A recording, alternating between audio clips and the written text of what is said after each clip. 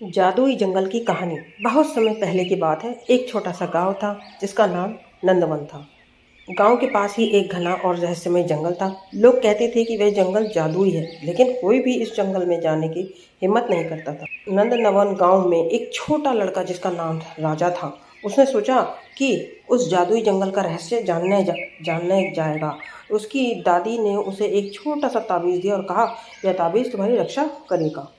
राजा ने हिम्मत जुटाई और जंगल में प्रवेश किया। जैसे ही वह जंगल में दाखिला हुआ, उसने देखा कि पेड़ सुनहरे हो गए और पत्ते हरे की तरह चमकने लगे।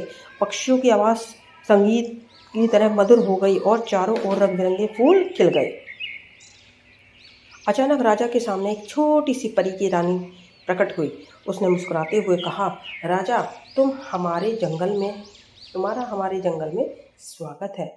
राजा ने नम्रता से कहा, धन्यवाद परियों की रानी, क्या आप मुझे इस जादुई जंगल का रहस्य बता सकती हैं? परियों की रानी ने बताया, ये जंगल उन लोगों के लिए है जो सच्चे दिल वाले होते हैं और जिनमें साहस होता है। यहाँ हर कोई अपने दिल की इच्छा पूरी कर सकता है। राजा ने सोचा, मेरे दिल की इच्छा, मैं अपने गांव के सभी बच्चों के लिए खुशियाँ मांगूं। परियों की रानी ने मुस्कुराते हुए कहा, तुम्हारी इच्छा पूरी होगी। यहाँ से ये जादुई फल ले जाओ, इन्हें अपने गांव में लगाओ और देखो क्या होता है। राजा ने जादुई फल को लेकर वापस गांव में आ गया और सभी बच्चों के साथ उन्हें गांव के बगीचे में लगाया। थोड़े ही समय में फूल खिल गए और गांव में खुशियों की बहार आ गई।